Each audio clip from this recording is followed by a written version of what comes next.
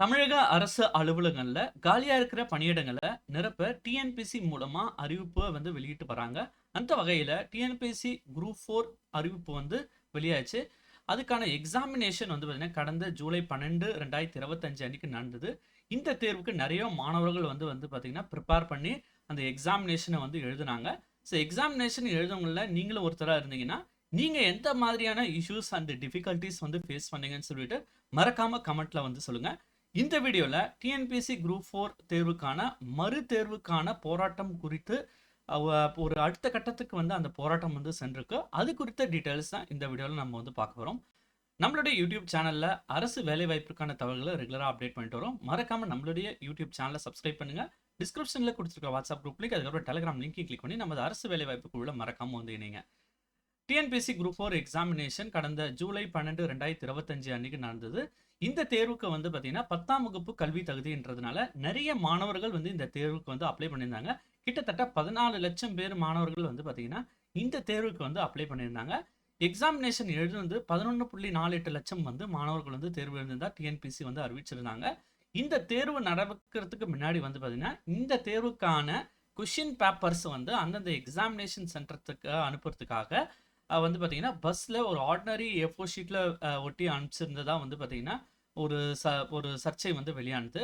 அதன் பிறகு பார்த்தீங்கன்னா இந்த தேர்வு நடந்த நாள் அன்னைக்கு பார்த்தீங்கன்னா நிறைய மாணவர்கள் அன்னைக்கு ஈவினிங் சொல்லியிருந்தாங்க.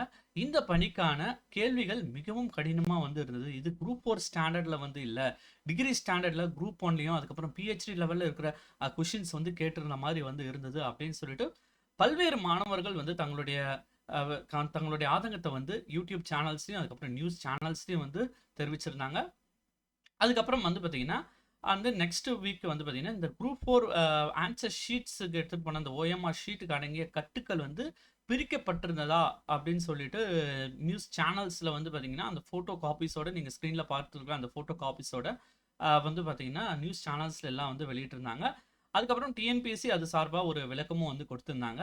இது OMR ஷீட்க்கு அடங்கின கட்டுக்கள் பிரிக்கப்படலை, அந்த சிக்னேச்சர் போட்ட அந்த கட்டுக்கள் தான் பிரிக்கப்பட்டிருந்ததா அவர் விளக்கமும் கொடுத்துருந்தாங்க.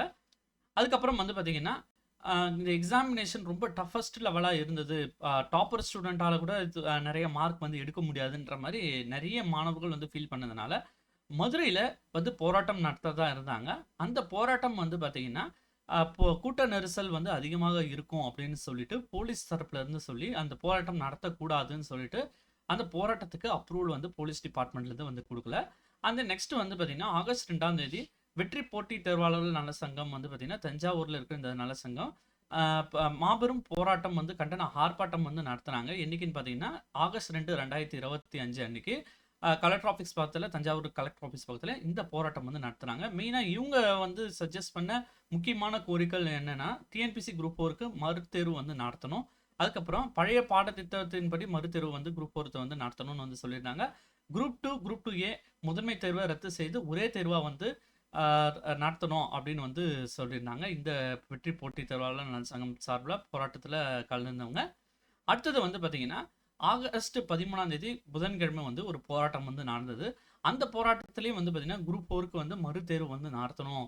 அதுக்கப்புறம் பார்த்தீங்கன்னா குரூப் 1, குரூப் 2 தமிழில் எழுதினால் மட்டுமே PSTM ஏதோ ஒதுக்கீடு கொடுக்கணும். அதுக்கப்புறம் பார்த்தீங்கன்னா குரூப் 4 மெயினாக இதோட ஆப்ஜெக்டிவாக குரூப் 4 ரீ எக்ஸாமினேஷன் நடத்தணும்னு சொல்லி தான் இந்த போராட்டத்தை சென்னையில் நடத்துனாங்க. இது பார்த்தீங்கன்னா இந்த போராட்டம் இது எக்ஸ் வலைத்தளத்தில் பார்த்தீங்கன்னா ட்ரெண்டிங்காக வந்துருச்சு. கிட்டத்தட்ட காலையில் 10 மணிக்கே பார்த்தீங்கன்னா 20,000 நபர்களுக்கு மேல் பார்த்தீங்கன்னா ரீட்வீட் பண்ணி அது ட்ரெண்டிங் எடுத்துகிட்டு வந்தாங்க. அது ஈவினிங் போகிற டைமில் பார்த்தீங்கன்னா 100K அளவுக்கு பார்த்தீங்கன்னா ரீட்வீட் ஆகி ட்ரெண்டிங் அளவுக்கு வந்துடுச்சு. இப்போ பார்த்தீங்கன்னா இந்த போராட்டத்துக்கு பார்த்தீங்கன்னா அடுத்த கட்டத்துக்கு சென்றிருக்கு. அந்த போராட்டம் என்னன்னு பார்த்தீங்கன்னா ஏற்கனவே இந்த சென்னை போராட்டத்தில் கலந்துக்கிறவங்க ஒருங்கிணைப்பாளர்கள் எல்லாமே பார்த்தீங்கன்னா மறுபடியும் இந்த குரூப் 4 தேர்வுக்கு மறுதேர்வு நடத்தணும் அப்படின்னு சொல்லிட்டு மதுரையில் நடத்துறதா திட்டமிட்டு இருக்காங்க அடுத்த கட்ட போராட்டத்தை. இதுக்கு பார்த்தீங்கன்னா குரூப் 4 தேர்வுகள் ஆதரவு தெரிவிக்கணும்னு சொல்லிட்டு சொல்லியிருக்காங்க.